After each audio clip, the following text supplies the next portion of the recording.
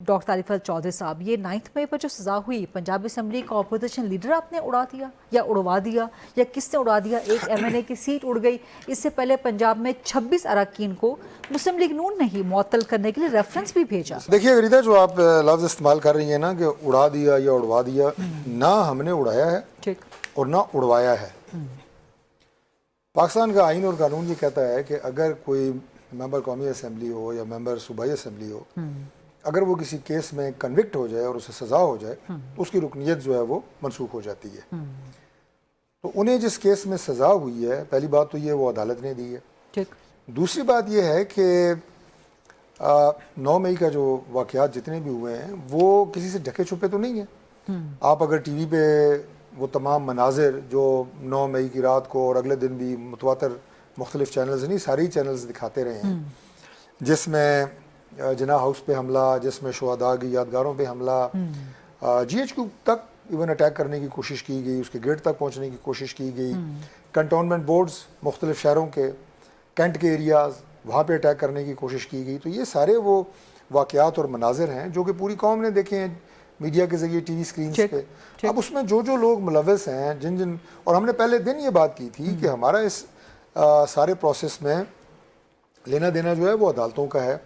شواہد ہوں گے اور اگر ویڈیو فوٹیجز ہوں گی، کوئی موجود ہوگا، کسی موقع پہ موجود ہوگا، توڑ پھوڑ کرتا ہوا پایا جائے گا یا موب کو ورگلاتا ہوا پایا جائے گا، دعوت دیتا ہوا اس طرف لے کے جاتا ہوا، ان لوگوں کو سزائیں ہوں گی.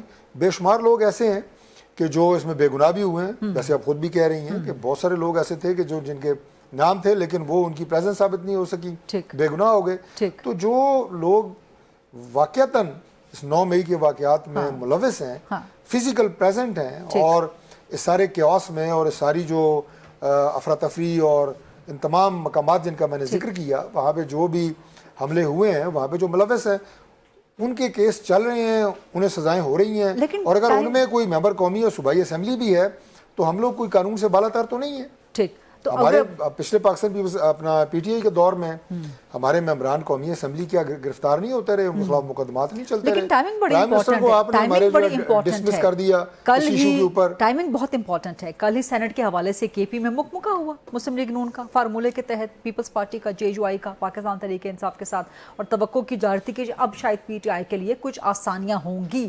لیکن اس کے ساتھ ساتھ عالیہ حمزہ ان کو بیل مل گئی، صنم جاوید ان کو بیل مل گئی، بہت سے اور لوگ ہیں 9 مئی میں ملوث تھے، ویڈیوز تھے، سب کچھ موجود تھے.